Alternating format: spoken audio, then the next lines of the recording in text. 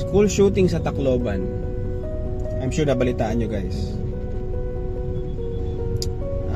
So this is going to be a special episode where we talk about this heartbreaking school shooting that happened recently dito sa Philippines, sa Tacloban. Malamang nabalitaan nyo na yan, June 22, 2026 sa San Jose National High School, Tacloban City, Leyte. 2 young students nagdala ng baril tapos nagpaputok, killing 3 of their fellow students and also injuring 20 others apparently.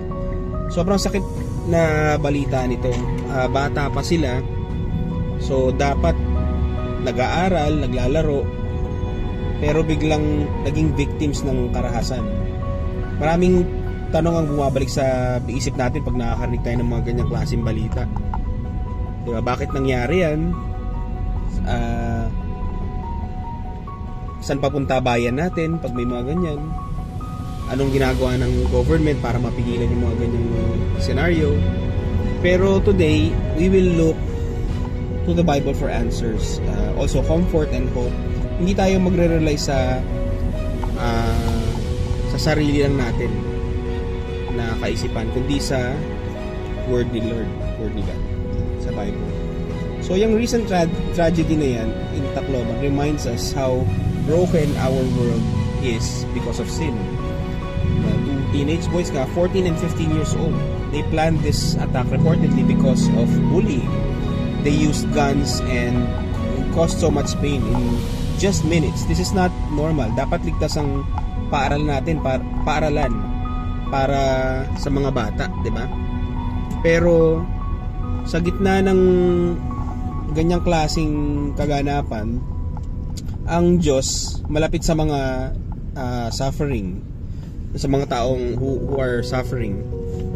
So let us turn to scriptures. Una, tingnan natin sa Psalm 34:18. The Lord is close to the brokenhearted and saves those who are crushed in spirit. Sa Tagalog, malapit ang Diyos sa mga may pusong wasak nga, and nililigtas niya yung mga may nawasak na spiritual, crush in the spirit nga. Sa mga pamilya ng mga namatay, and sa mga nasugatan, ang Diyos doon siya malapit sa mga nakaka-experience lalo ng gano'n. Hindi siya distant God na nanonood lang. He feels your pain kapag ang mundo is puno ng dahas or violence. God is our refuge. This verse tells us na hindi tayo nag-iisa sa mga mga pagsubok sa buhay. The Lord sees every tear from the victims' families in Leyte and across the Philippines. Sa kabilang banda, we must also face the reality of sin. Romans 3:23 says, "For all have sinned and fall short of the glory of God." Lahat tayo nagkakasala and kulang sa holiness ni God. This school shooting is a painful picture of what sin does kapag hindi natin pinipigilan.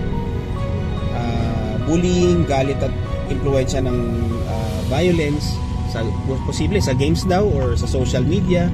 Lahat yan bunga ng isang mundo na nasira ng kasalanan mula pa noon kay Adan. Pero wag tayong mawalan ng pag-asa. The Bible does not stop there. Romans 6:23 declares, "For the wages of sin is death, but the gift of God is eternal life in Christ Jesus our Lord." Yung kabayaran sa kasalanan is death, pero ang kaloob ni God is eternal life in Jesus Christ our Lord. This is the hope we need. The young suspects and all of us need forgiveness that only Jesus can give. Hindi sapat na magandang gawa lang or paghingi lang ng sorry. We need to turn from sin and trust in Jesus alone. Kaya nang lagi kong pinopromote. Isa pang verse na pwede nating i-connect dyan is 2 Corinthians 1:3-4. Praise be to the God and Father of our Lord Jesus Christ, the Father of compassion and the God of all comfort, who comforts us in all our troubles, so that we can comfort those in any trouble with the comfort we ourselves receive from God. So praise God, and praise Jesus, kasi yun ang natin, our hope is in Christ. Diba, sabi nga sa scriptures. So sa panahon ng national grief tulad nito, ang Diyos ang source ng tunay na comfort. He wants us to comfort one another with the hope that we have in Christ. As Christians, we must respond with prayer, action, and also gospel witness. Suportahan natin ang mga ang mahigpit na seguridad kung kinakailangan, sa schools, tulungan yung mga mental health ng kabataan, labanan ang bullying, pero higit sa lahat, ibahagi natin si Jesus. Many young people are lost and influenced by violence. So kailangan nila ng transformation na tanging si Jesus lang ang makakapagbigay. Let us pray for our leaders like si President Marcos or DepEd or kung sino man ang in charge din sa mga ganyan situation. PNP, as they investigate and improve safety.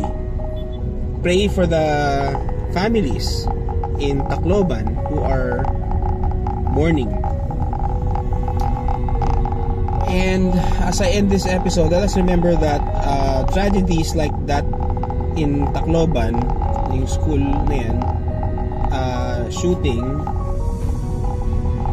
they shake us to our core. They remind us that life is short and eternity is real. The Bible shows us a God who enters our pain, offers forgiveness, and gives eternal hope. So do not let this tragedy pass without examining your own heart. Are you ready to meet God? Let's pray. Heavenly Father, we come before you with heavy hearts because of the recent school shooting in Tacloban.